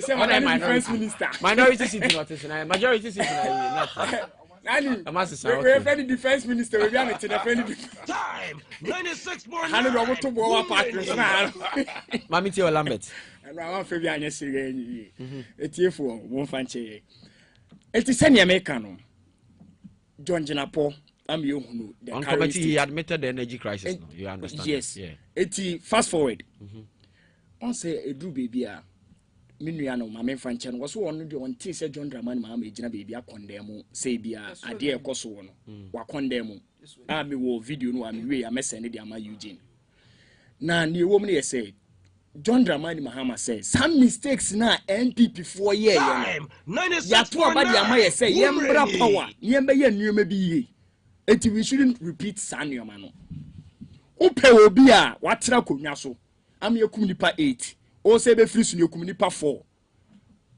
eye His Excellency Nana Addo Dankwa Akufo-Addo eni na MPP aban eti mini say ono ankasa ne second term okum nipa 8 ana o se free su akono after 8 years ni nipa 4 enti ukabo ma 12 enam saade no so na ma His Excellency John Dramani Mahama etro krata de akoma eye IGP say baby we aware say John atro krata de akoma IGP say omunye investigation about eye san nipa wuwo na e ba so no baby yes ato so was it necessary baby tio then the IGP dey na also keep permanent term kra ne wo mne yes say IGP put na my president baby fast forward me ni ane tia no say too futuro go etiefu ani because radio is there to inform, educate and entertain no kraba ko wo mne yes say obi enu ono ma waka che obi so onko hye eye police dan I condemn that day no unim se ne yesi we adwira no yesi yokochi obi a minim se mo dia enu sama amanfo ate enye political de eye obi na omko che no e na kofa sa incident ne yede e bai ne yesa to so biem enye ye ne ene ye hwema asa bibi sa siye ne yesa to so this is not the first time amanfo bi ehihye nkofo bi echi ehihye dwa Entino also recently a video bi by na circulate on social media. Omoche one Nigerian guy bi. Was a man for being a bonnet pa and was a market. Of which is also John Dramani Mahama taxi all the security agencies in say omu making sure some put omu be protected a market. Baby near Sato Subium ope abanya ye two aba or portrait a violence a MPP Kubatino. Amoya day. One. Okay, say two about 2017 MPP aban by na RCC security coordinator. Omu the police for ne macho man for koye e ko twe papa ne drede. SS honyo man nyina e dey ni see from I condemn it say evening po say enko fo bi mpo yes ade na me Captain Lambert me tena hanu maka say e ade a ehun hia esu nimfaso yenja ne enchekere oman ni ye because ade a wo say no e oman sika se sia na yaba no yesi nyankopon adom e wo se ye de Ghana sika no e de ye Ghana na ye nyina ye hwehwe no enu nti ne yesi resetting Ghana etimesire tiefo se wo a wo ye Ghana ni bia no party de ye beto ye MPP ni NDC eni kwa se be say yentem but ye nyina ye nkambom eti se sene ye kabo mu a ye ma John Dramani Mahama 56% a Dr Mamudu Bam ye man 41 no ne mfa kire o man no Ghana ni ye ya eye de ma ye nyina ende se meba me who say traffic light ni so ne meni agi nyame adom eye adwuma nyame adom na ye me fe na ye mu awo awo a mo na mo kose no debi eni pabonifo bi na kodi boni yese mo ya nye debi mo na mo ye dem ye na mo di wura ma debi enya no kre enu tina metia no ma me ka say na mo sa agege toilet nso sa toilet asemi wa kofa aba unim se 2017 ye to aba NDC eco position when ko bu gausu toilet no not ye be dia gausu toilet Lambert. Yes Lambert I condemn it me ba NDC MPP for ye enu na me ka say John Dramani Mahama agina simpie so condemn say MPP mistakes na omo ye time omo ba power no ye de Ghana for to aba dia mess ye me correct some mistakes no because e see no a new dawn, a new era, a new thing, a new chapter. It may be a mass and your money CBU. Ye making sure say be ma pepe your ide akoso me da say Captain Lambert na MPP for dan e Jubilee House and no mutu police for e form no ye njai sade no ye making sure say the pepe yo ne Ghana for nyina enye adwuma ne den embo mene na tia news comedy na enya na medi minsu ama na wonu mi why Ghana ni minsu mi Ghana ni toto be ma mbiedi etie nyina mesre tiefo politics ne de nyina ye beto ye but ye hwese ye be kekere o man no na de pepe yo aye den 0208343458 0208343456 yene di nkomo guy utie show no guy na bokode one guys ni na intro signal na mfama prima kese pa hello good evening your friend yeah papa next to the free abompeno side papa mpacho meet you bese LGBTQR no papa idea your mama be para can use obaya omliko tune ni ma no answers arazi no question aso ayo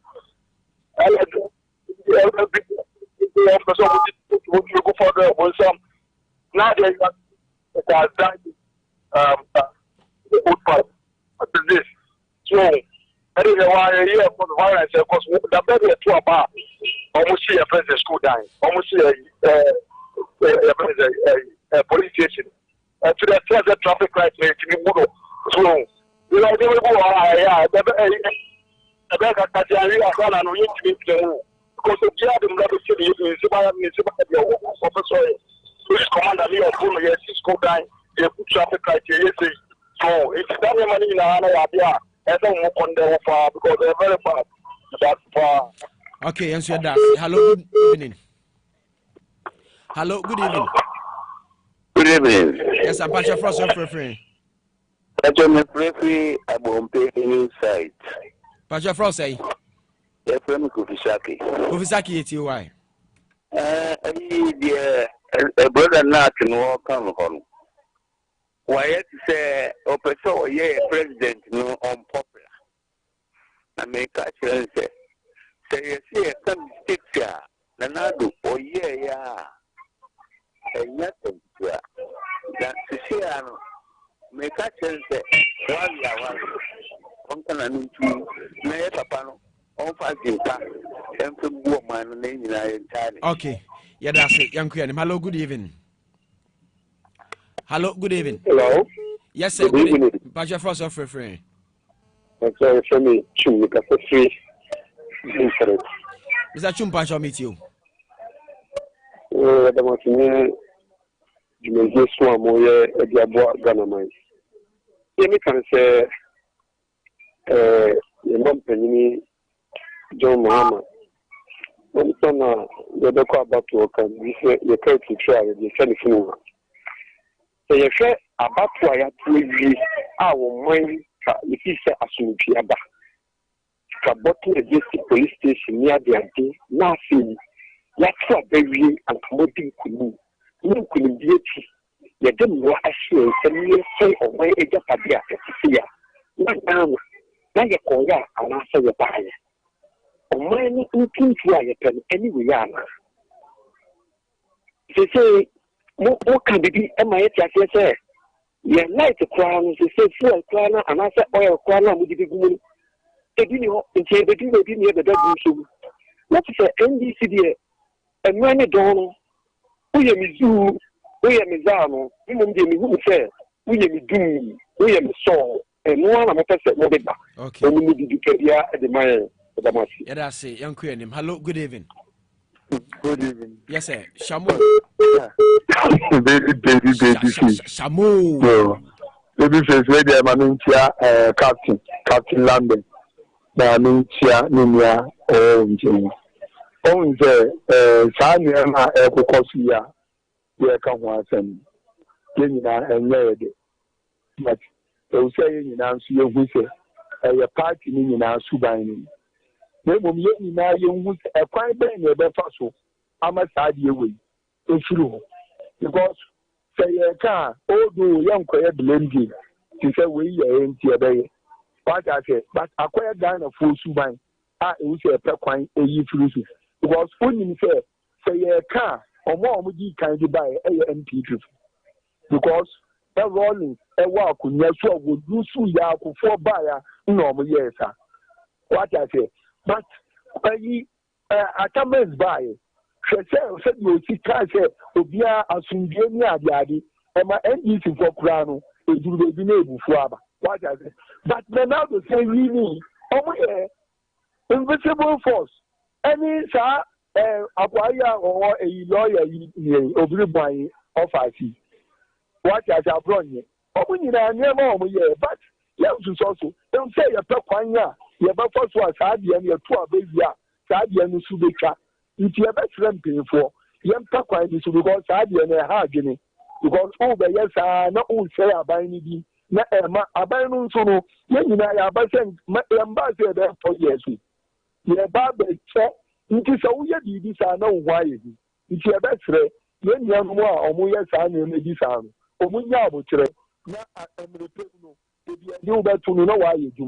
Na yɛ nyinaa so nduaba na ɛwɔ sɛ ɛkɔ so yɛ ya ɛde ɛhaw bɛba yɛda ase bye nso meda ase Shamu yɛmfo bi hello free radio no ho a wadaroma na so good evening Pacha from Sen African ɔbɛnkɛ sɛ bibia kɔkɔɔ deɛ yehowa adomogusu hyɛ mpa Pacha from Sen yɛde ba bɛna sɛ ɛyɛ SK Bolas nyame ɛne hene ɛwɔ adeɛ nyinaa mu ɔde wadu nyame ne hene babren salon ɛwɔ nyame bɛkyerɛ yɛyie ti no yes, Babyface, when I found for. All right. And before and you know, for and before, can you mention any before air casa? I'm agent in the sir, you know, before and say, you know what I feel good. And I just say, young coffee, never one before show on summer. Yes, someone. Yes, Emma, if you have to take man 2028, which is a you Dr. Mahmoud Bawumia, we have to my prefer. I'm a found year as I can be an emum. You and fear. There are here, but we have so other near Jawana, several woman, yeah. The better, sir, actually, never that way, and if it is an emum, you go free, you go in the before. And I'm man, and for a casa. Thank you very much, SK Boras. Yanko, Yemfa last one. Yemfa last one in wrap up because of yem branding tino. Na yen sorry so na say last one yenko. Hello, good evening.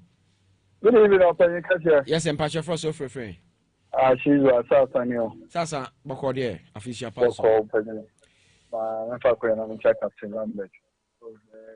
Obuasi West ha modern Captain Lambert boy na so some teacher man you can see am popon chira so wa bo ma ji na beto open ni can say o he when you are NPP4 enchemo a mo kan ye mo ye we ha 2016 come on panyin that kofo e ba ye no sa tele se je ni nyemo a enye no mo am na sa Ghana ha first. And yet that time, no, I don't know what here. Let's see the old church and only said the church and the chi atia. The mobile is see now. Or my penny could for my friend saying a kufuado so by now mobile. Sir, you think I said the young be the year. Now, here, oh, young be that time, no more say, Sanya, my and this is your church didn't know. I look upon a winning through, but I know I'm a Ghana for young carrier for Coto and the Boget. It is an ending for Shabba. That's almost over 8 years. No, Musaba saying this idea, move by Gipsy, yes, it is a yes, give you from someone, and then a cotton and about the say and Sunday, we have a himself, and the people do 20 years time. I'm to be putting us up. Okay, I say, young fancy now, young wrap up and you marry. It's been a wonderful conversation. Some more to me from Munfanche, Muswa, Mujinechi, Mufrin, and Munfanche, Brainy, dear Juma. This our time will permit us to draw the curtains down. But 2 minutes, Yanko. Lambert, let me start from you. You wrap up the show and you bring nothing. Yanko, Yanim. Any remarks and sorry, any rebuttals be just in 2 minutes, Nafi. Yanko, but sorry to announce this. Donald Trump is the new president on Monday. Sure. Yadini now, our boy, a brand here, friend is Sean Kurandin. Also, Sean Kuran will be leading the Secret Service. Sean Kuran here, where I bring a body to one as on a brand here now, or dinner who J, or no, also a body because of show more now. Obiano ready so bit my buano. But you and your president to crack with me guiding the dia. Sure. Nami Adam Dread, this is one the Secret Service director or the Ama Sean Kuran. The Twitter handle just 3 minutes here. And Ediababeto X okay. Mamitio Lambert Nyanko. Yo, baby, me make Kenya and send me my tear for you now, Fisher Pabu. Na omunko so anya NDC mu GDA yaba no ye ba be chechire Ghana obia eka ho sa entrosem na nenam se ye hye eye market ne ho nkro ba no enye NDC ni eye nkofo bi o mo mpe Ghana yio ana o yesa edwira de ye police station ni police stations akeka eka no ebi ahensem ebi ye nnuome bi akokoso na de sansem ni nyina ade aba etina no ne de me condemn the Satos view me catch etiefo wa wo pedwuma bia no de for certificate ne to ho 24-hour economy ne nyame adom ya but there is no excuse say ni say ye ba ama obi anya adwuma ye ne me say catch boasefo nyina ne say nyame adom enche na Obuasi West mo ankasa mo maame ye mo ankasa mo de hye okoje wo man obatampa honorable first lava pia keni mo so won tena Obuasi no nim se party no ebetie na supim na ye maame na tena ha no mo na wetimi aboa ama ya kwan ne ye nnuome bi a asese nyina no bola emne ye no ni nyina okoje oman ebehwe ne yesiesie fie na aboa ntimi economy chia eye inoka wo Russia awutie nyankopon hiraw na me chia eye Dr. Bene Pharmacy doc me chia ana me akasa me maame eye maame aso ono na ehwe me nsa no on say this time me yare kakranti no ono na ehwe me owo eye braha bebo me nanka be ma me nyankopon hira pon anya okese na nyankopon hira obi anso so John eniye babedi eye akweside wo asante memuti owa ha no mo nyankopon hira o de sira kolesi nyina. Captain Lambert, thank you very much. Nat well yankoi yeah ko hu na pacho baby yes sir. What is President Mahama what ukwan na nsia yeah okomali Mali no call is it Mali or Senegal, Gambia, and Gambia. Yeah, 3 African countries to talk bilateral conversations. Yeah. But wow, that's what the private jets in a call. Nah, but maybe some question. Fellas, watch for the craft. I say free. Need me. Just a humble question.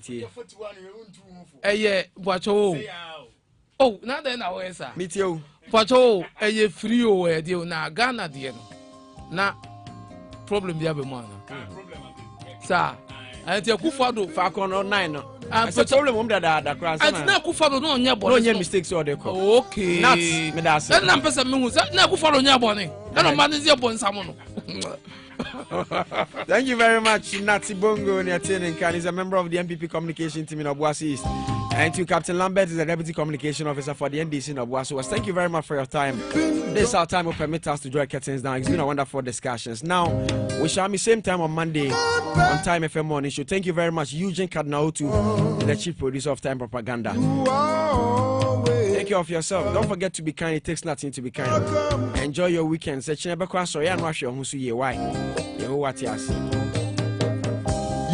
good evening to everybody. Let's me Babyface. Good night. Now, are you aware, sir, a brandy or moto new Mosibisa group? A leading member, Teddy Osei, is no more. Teddy Osei will London. Now, Teddy Osei is the lead singer of Osibisa. They are very sad. On this happy trip.